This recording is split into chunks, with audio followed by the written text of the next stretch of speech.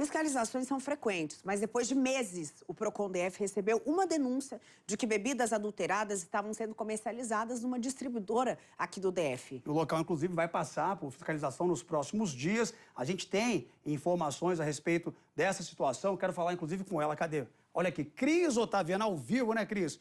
Fazia tempo, né, que a gente tem acompanhado bastante, o DF não abate muito nessa tecla, a questão das fiscalizações, apreensões da Receita. Fazia tempo que não tínhamos uma denúncia dessa natureza por lá, não é verdade? Bem-vinda.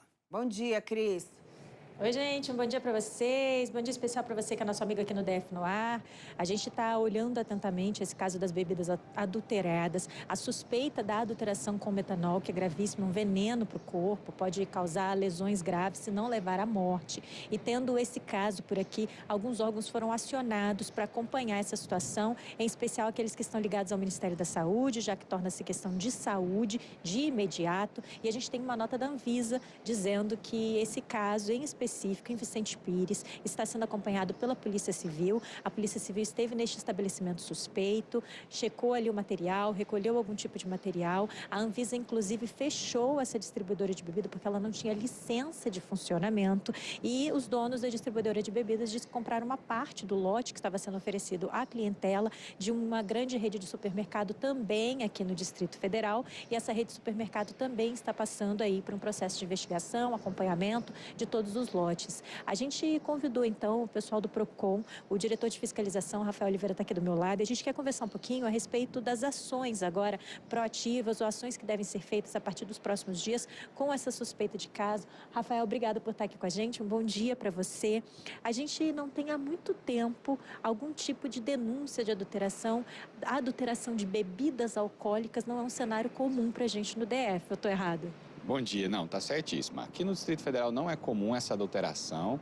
A gente ainda espera saber a confirmação, se é de fato uma adulteração, uma contaminação, né? Mas o mais comum aqui são só aquelas raspagens de embalagens, aquelas adulterações da validade para vender um produto vencido. Esse caso é um pouco mais complexo, né? E gera também essa intoxicação que pode levar até a morte, como a gente já viu em São Paulo. Rafael, antes de entrar no ar, a gente estava conversando aqui como que o Distrito Federal é bem cercado, né? As nossas entradas da cidade têm fronteiras bem vigiadas. Ainda assim, há um trabalho de observar, porque a adulteração ela não é tão complexa assim de ser feita, e por isso é um ponto de atenção. Sim, claro. A gente tem a vantagem da unidade da federação nossa ser pequena, né? Mais fácil de fiscalizar e de controlar, e também de ter poucas zonas rurais. Então, é mais fácil também essa fiscalização mesmo de fábricas clandestinas, eventuais pontos de adulteração clandestinos, né? Mas a gente faz esse trabalho, acompanha, conversa entre os diversos órgãos, né? Entre Vigilância Sanitária, Procon, Receita, Polícia Civil também é uma grande parceira nossa, e a gente está monitorando a situação, esperando confirmações para entender o caso melhor e saber os próximos passos. No momento está tudo muito no calor das emoções, a gente tem aí esse caso suspeito, a gente tem caso acontecendo em Pernambuco, vários casos em São Paulo. Ainda essa semana o Ministério da Justiça acionou a Secretaria Nacional do Consumidor, que disse que ia recomendar os PROCONs regionais, o caso aqui do Distrito Federal, a organizar trabalhos, fiscalizações. Como é que está esse movimento aqui dentro do DF? Isso, aqui no Distrito Federal a gente ainda está na fase de monitoramento. Nós estamos esperando as confirmações, as investigações de São Paulo avançarem. Em Pernambuco, os casos são suspeitos, não são confirmados, assim como o nosso caso aqui do Distrito Federal. Ainda é uma suspeita, a gente aguarda as análises clínicas do material colhido do paciente para essa confirmação. E a gente precisa de mais informações para saber como estruturar a operação, né? Onde foi a adulteração ou a contaminação, como isso aconteceu e qual a escala.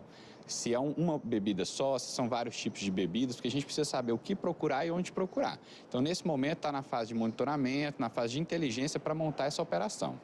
Fazendo até um exercício de imaginação, porque a gente não tem tantas informações assim, quando a gente começa a ver um enorme número de casos em um lugar grande como São Paulo, mas depois a gente vê algo pontual ali no Pernambuco, algo pontual acontecendo aqui no Distrito Federal. Há de se falar em algo organizado? Vocês já imaginam algo assim? Ou ainda é um momento de observar, como você está me falando? Isso, a gente precisa ter um pouco de calma, né? Começa a assustar quando já afetam 3 regiões do país bem distantes, né? Como São Paulo, Pernambuco e Distrito Federal. Mas a gente precisa ainda das confirmações e que as investigações avancem para saber se é um problema de de larga escala ou se são convergências, né? Problemas pontuais que coincidiram e estão vindo à tona agora.